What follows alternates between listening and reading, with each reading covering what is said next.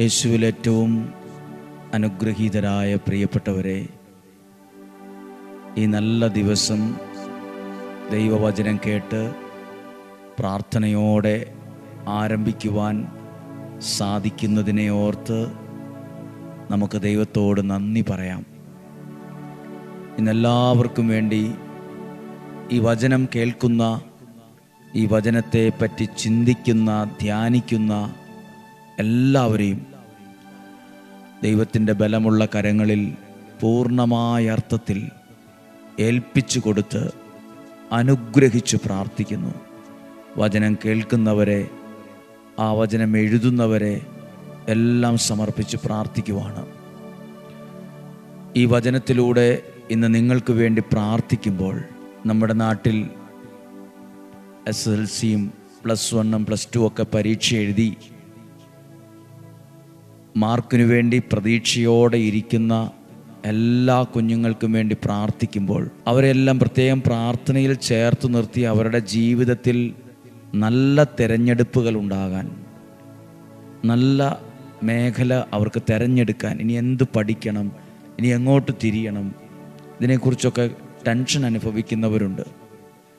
ഇത് ശ്രദ്ധിക്കുന്ന മാതാപിതാക്കളാണേലും നാളെ മുതലുള്ള കുറച്ച് ദിവസങ്ങൾ, 9 ദിവസം റിസൾട്ട് വരുന്നതിന് മുമ്പ്, +1 +2 SSLC ഒക്കെ റിസൾട്ട് വന്നതിന് ശേഷം എങ്ങനെ മുന്നോട്ട് നീങ്ങണം, ഏത് കോഴ്സ് എടുത്ത് പഠിക്കണം, എങ്ങോട്ട് തിരിയണം, വിദേശത്ത് പോയി പഠിക്കണോ, ഇവിടെ നിന്നുകൊണ്ട് പഠിക്കണോ, ഇങ്ങനെയൊക്കെ ആഗ്രഹിക്കുന്നവരുണ്ട്. അവരെ എല്ലാം ഓർത്ത് പ്രാർത്ഥിക്കുന്ന കുറച്ച് ദിവസങ്ങളാണ്. ആഗ്രഹിക്കുന്നെങ്കിൽ നിങ്ങളുടെ കുഞ്ഞുങ്ങൾക്ക് വേണ്ടി ഒരു നിയോഗത്തോടെ നാളെ മുതലുള്ള ദിവസങ്ങൾ 8-9 ദിവസങ്ങൾ വചനങ്ങളെ കേൾക്കുക. അവരോടും പറയുക കേൾക്കാൻ. അതൊരു പുതിയ നല്ല ഒരു അനുഗ്രഹം അവരുടെ മേൽ വെളിപ്പെടാൻ, തെളിഞ്ഞു കിട്ടാൻ കാരണമാകും. ദൈവം നിങ്ങളെ സമർത്ഥമായിട്ട് അനുഗ്രഹിക്കട്ടെ. ഇന്ന് പ്രത്യേകമായി കേൾക്കാൻ പോകുന്ന ഒരു വചനമാണ് യെശയ്യാ പ്രവാചകന്റെ പുസ്തകം 66-ാം അധ്യായം 12-ാമത്തെ വാക്യമാണ്. യെശയ്യാ 66:12. കർത്താവ് അരുളി ചെയ്യുന്നു, ഐശ്വര്യം നദി പോലെ അവളിലേക്ക് ഞാൻ ഒഴുക്കും, ജനതകളുടെ ധനം കവിഞ്ഞൊഴുകുന്ന അരുവി പോലെയും. ഐശ്വര്യം നദി പോലെ അവരിലേക്ക് ഞാൻ ഒഴുക്കും. ഐശ്വര്യം എന്നൊരു വാക്ക് നല്ലൊരു സന്തോഷം തരുന്നൊരു വാക്കാണ്. ഐശ്വര്യമുള്ള വീട്, ഐശ്വര്യമുള്ള സ്ഥലം, ഐശ്വര്യമുള്ള വാഹനം, ഐശ്വര്യമുള്ള ഒരു മനുഷ്യൻ, നമ്മൾ അങ്ങനെയൊക്കെ പറയാറുണ്ട്. ചിലതിനെ നോക്കി നമ്മൾ പറയാറുണ്ട്, ഒരു ഐശ്വര്യമില്ലാത്ത വീടാണ്, എന്തോ ഒരു ഐശ്വര്യക്കുറവുണ്ട്. ഐശ്വര്യം അത് ദൈവം തരുന്ന ഒരു വലിയ അനുഗ്രഹമാണ്. ഐശ്വര്യമുള്ളതാണ് നമുക്കെന്നും പ്രോത്സാഹനമായും സന്തോഷമായും പ്രതീക്ഷയായും മാറുന്നത്. ഐശ്വര്യം, പ്രിയപ്പെട്ടവരെ, ദൈവവചനം കേൾക്കുമ്പോൾ അതിലൂടെ നിങ്ങളിലേക്ക് ദൈവം ഒഴുക്കുന്ന ഒരു ഐശ്വര്യമുണ്ട്. ദൈവം ഒഴുക്കുന്ന ഐശ്വര്യം. നിങ്ങൾ പ്രാർത്ഥിക്കണം, കർത്താവേ, അങ്ങയുടെ വചനം ഇന്ന് കേട്ടത് ഐശ്വര്യത്തെക്കുറിച്ചാണ്. ഐശ്വര്യം, എൻ്റെ വീടിന് അങ്ങയുടെ ആ ഐശ്വര്യം എനിക്ക് തരണം. തലമുറകൾക്ക് ഈ ഐശ്വര്യം വേണം. ഐശ്വര്യമുള്ള ഒരു ഭാവി നമുക്ക് വേണം. നമ്മുടെ കുഞ്ഞുങ്ങളിൽ ഐശ്വര്യമുള്ളൊരു ഭാവി വേണം. ഐശ്വര്യമുള്ളൊരു ജോലി വേണം. ഐശ്വര്യമുള്ളതാണ്, ദൈവാനുഗ്രഹമുള്ളതിൻ്റെ ഒരടയാളമാണ് ഐശ്വര്യം. നമ്മളിന്ന് പ്രാർത്ഥിക്കുവാണ് ഈ വചനത്തിലൂടെ. കർത്താവ് വചനം പറയുവാണ്, കർത്താവ് അരുളി ചെയ്യുന്നു, ഐശ്വര്യം നദി പോലെ അവളിലേക്ക് ഞാൻ ഒഴുക്കും, ജനതകളുടെ ധനം കവിഞ്ഞൊഴുകുന്ന അരുവി പോലെയും. ജനതകളുടെ ധനം, സമ്പത്ത് കവിഞ്ഞൊഴുകുന്ന അരുവി പോലെയും. ഐശ്വര്യവും ധനവും അടുപ്പിച്ചടുപ്പിച്ച് വച്ചിരിക്കുന്നു. ദൈവാനുഗ്രഹമുള്ള ഒരു നന്മ നിങ്ങളുടെ ജീവിതത്തിൽ വെളിപ്പെട്ടു വരാൻ ഇന്ന് പ്രത്യേകം പ്രാർത്ഥിക്കുക.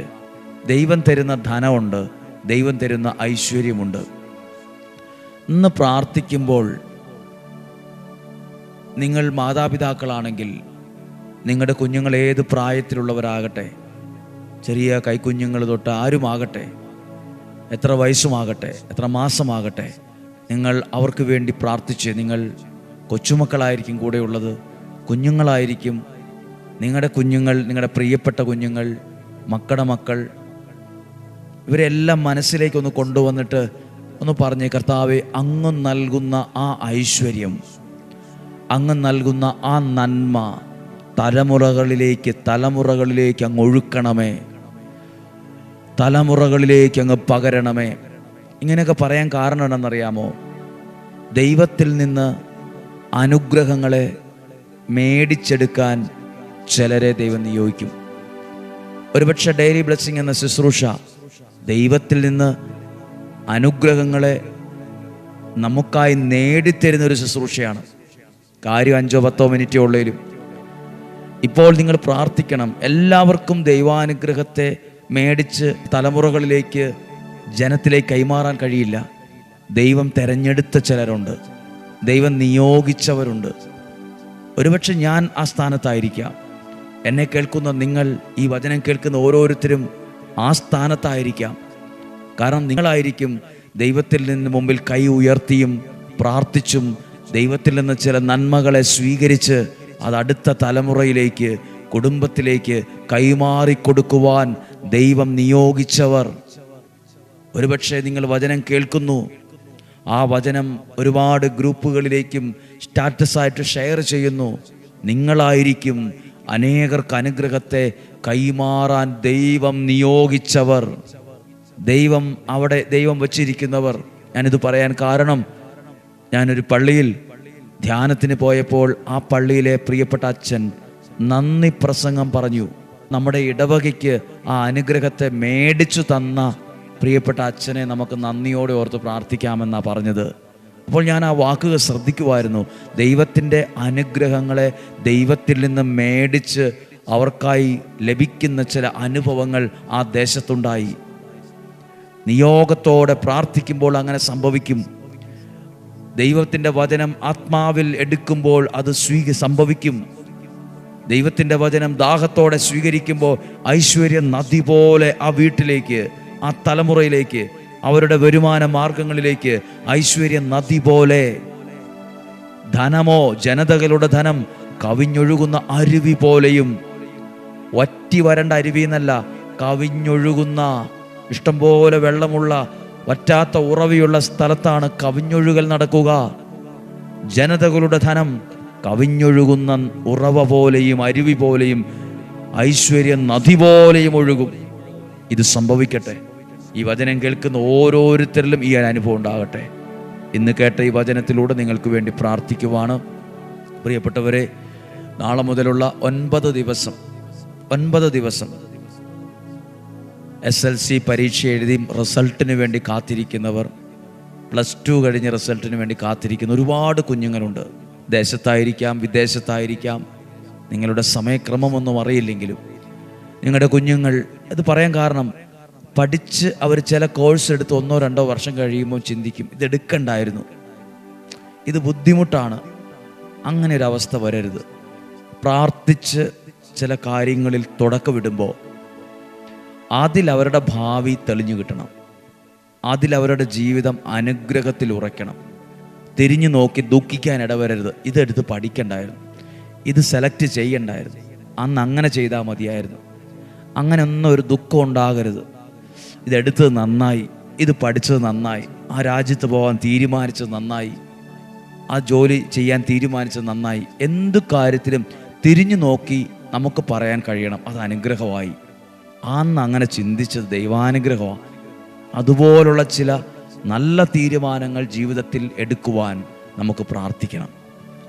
അങ്ങനെയുള്ള 9 ദിവസങ്ങളാണ്, തിങ്കളാഴ്ച മുതലുള്ള 9 ദിവസങ്ങൾ ഒരു നിയോഗത്തിൽ അങ്ങനെ പ്രാർത്ഥിക്കുവാണ്. നിയോഗ പ്രാർത്ഥനയല്ല, ഡെയിലി ബ്ലെസ്സിങ്ങിൽ അങ്ങനെ പ്രാർത്ഥിക്കുവാണ്. നമുക്ക് പ്രാർത്ഥിക്കാം.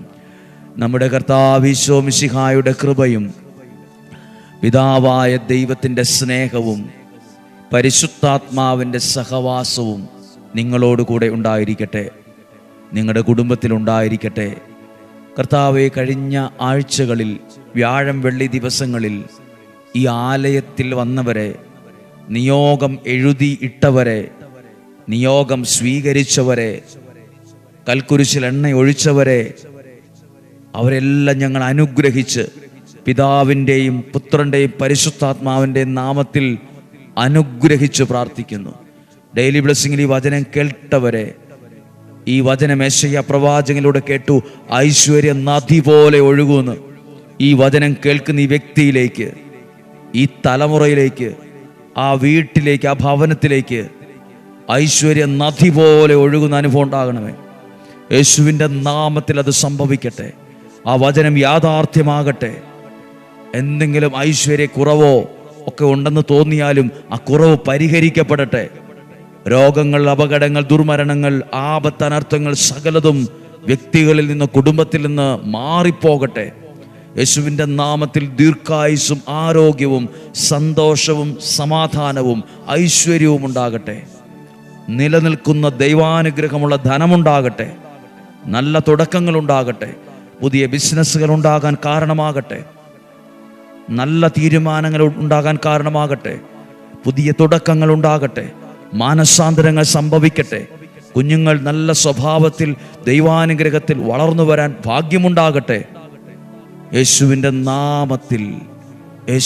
നാമത്തിൽ നിങ്ങളെ, നിങ്ങളുടെ ഭവനത്തെ, ഈ വചനം കേട്ടവരെ, അയച്ച് കൊടുത്തവരെ, സ്വീകരിച്ചവരെ അനുഗ്രഹിച്ച് പ്രാർത്ഥിക്കുന്നു. ഇപ്പോഴും എപ്പോഴും എന്നേക്കും. ആമേൻ. ദൈവം അനുഗ്രഹിക്കട്ടെ. നാളെയും 5:30 നമുക്ക് ഒരുമിച്ച് കാണാം, ഒരുമിച്ച് പ്രാർത്ഥിക്കാം. സാധ്യമായ എല്ലാവരിലേക്കും ഈ വചനങ്ങളൊക്കെ എത്തിക്കുക. ആ വചനം അവർക്കും നിങ്ങൾക്കും ഒക്കെയും അനുഗ്രഹമായി മാറട്ടെ. നാളെയും 5:30 കാണുന്നതുവരെ ഉള്ളം കയ്യിൽ എന്ന പോലെ സ്വർഗത്തിലെ ദൈവം എന്നെയും നിങ്ങളെയും സൂക്ഷിക്കട്ടെ. ആമേൻ.